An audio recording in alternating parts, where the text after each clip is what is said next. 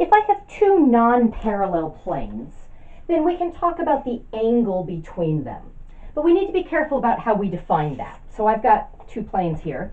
Suppose I've got this plane and this plane. Now you've got to imagine that these go on forever and ever and ever.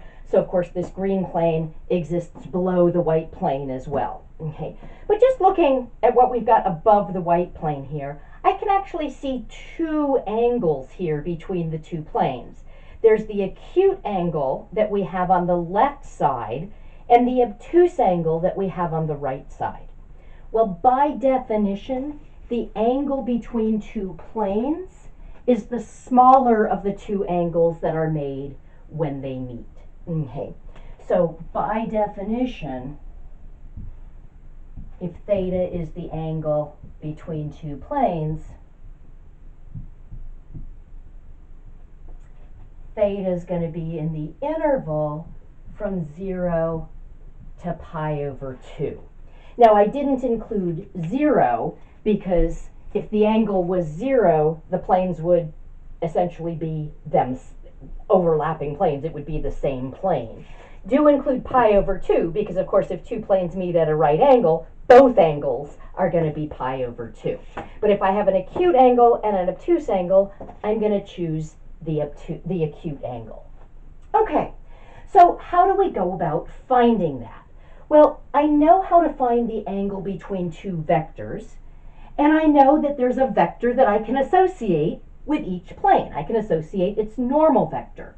Now, the normal vector isn't unique. It's semi-unique. It's going to point, of course, in one of two directions that's normal to the plane, and its magnitude can be anything non-zero.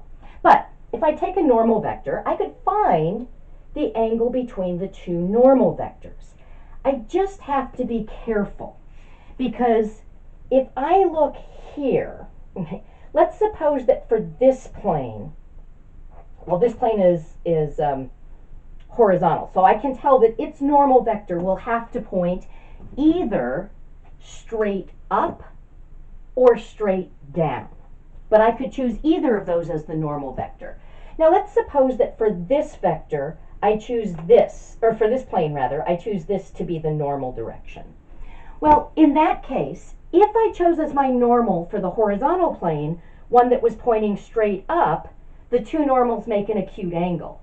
And that angle right there will be the same as the acute angle between the planes.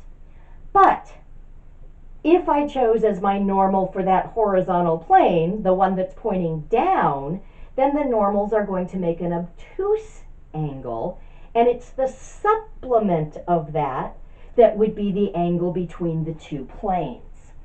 So let's just take a look at an example. Let's say that plane 1 is x plus 2y minus 3z equals 5. In plane 2, I'm going to have x minus 3y plus 5z plus 7 equals 0. Okay. So with both of these, I've got some x's plus some y's plus some z's. Here I said equals a number. Here I said plus a number equals 0. Doesn't really matter because for both of these, I can pick out the normal vectors. So n1, the normal vector to this first plane, would just be 1, 2, negative 3. n2, the normal vector for the second plane, is going to be 1, negative 3, 5. Okay. Now, I've got two angles that I could be concerned with. I'm going to let theta 1 be the angle between n1 and n2. And I'm going to let theta 2 be the angle between the two planes. Now that's what I want to calculate, and I'm going to calculate it using this, but I know that this is between 0 and pi, and I know this is between 0 and pi over 2. So if theta 1, if the angle between these two normals is acute, then it's the same as theta 2. If not, theta 2 will be the supplement of theta 1. Okay, so with that in mind, let's calculate theta 1. Let's calculate the angle between the two normal vectors. Okay. So I know how to do that because I know that cosine of theta 1 is just n1 dotted with n2 divided by the magnitude of n1 times the magnitude of n2. And of course, because theta 1's in this interval, which is the range of inverse cosine, that's going to mean that theta 1 is inverse cosine of n1 dotted with n2 over magnitude of n1, magnitude of n2. Okay, so let's actually calculate that. Now, if I work out n1 dotted with n2, that's 1, 2, negative 3, dotted with 1, negative 3, 5, over the magnitude of n1 will just be the square root of 1 plus 4 plus 9, squaring each of these components. And the square root of n2 will just be the square root of 1 plus 9 plus 25. So let's see what we get. We get 1 minus 6 is negative 5, minus 15 is negative 20 over the square root of 14 times the square root of 35. Now, if I wanted to, I could multiply that and write that as a single square root. Okay. Notice now, because the numerator is negative, that makes cosine negative, because the denominator is a product of two magnitudes, which is a product of two principal square roots. It's never negative. But if cosine is negative, that means theta 1 is obtuse. Okay. So it's arc cosine of negative 20 over root 14 times root 35. That is an obtuse angle. Now that means that is not the same as theta 2, because theta 2 cannot be obtuse. It's going to have to therefore be the supplement. So there are two ways that I could write that.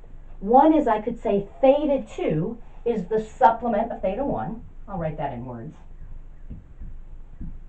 Not counting that as a way, just describing it. Okay.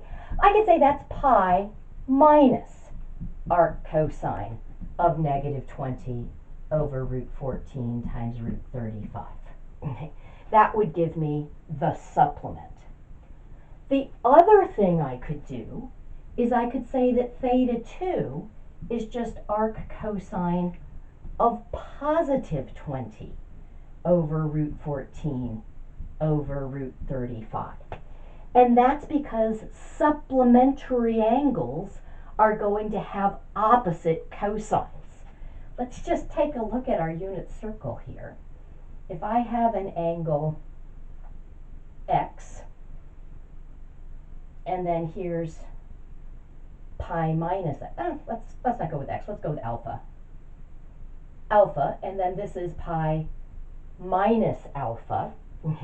I know that the point here where we intersect the unit circle has as its coordinates cosine of alpha, sine of alpha. And I know that this point has as its coordinates cosine of pi minus alpha, sine of pi minus alpha. But I can see by the symmetry of the unit circle that the x value of this point is exactly the opposite of the x value of this point.